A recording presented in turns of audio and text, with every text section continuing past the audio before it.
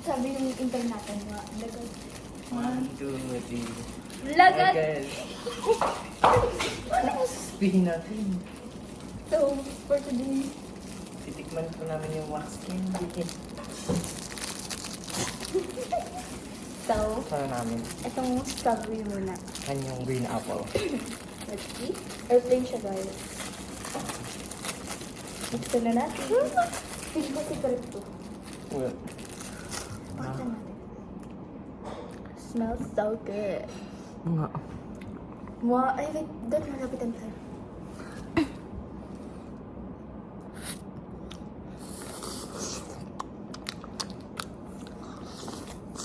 Bito mo.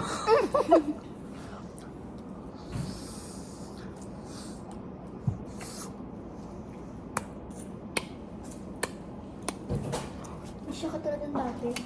Parang majam siya ngayon.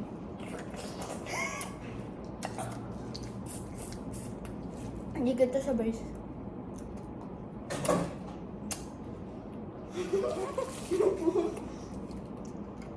Masarap.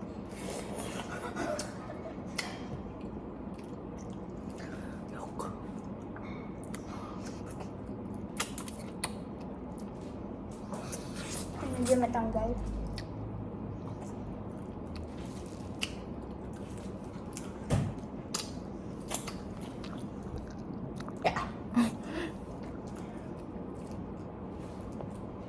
Yan, laglag.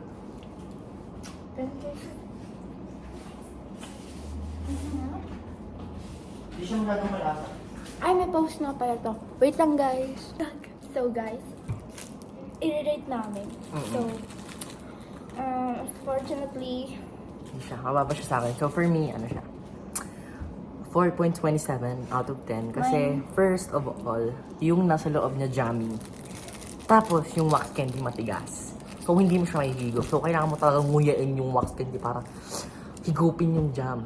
Tapos naka-braces pa kami, Dok. Diba? Grabe. so, Yun lang, guys. for me naman is, I rate it 5 out of 10.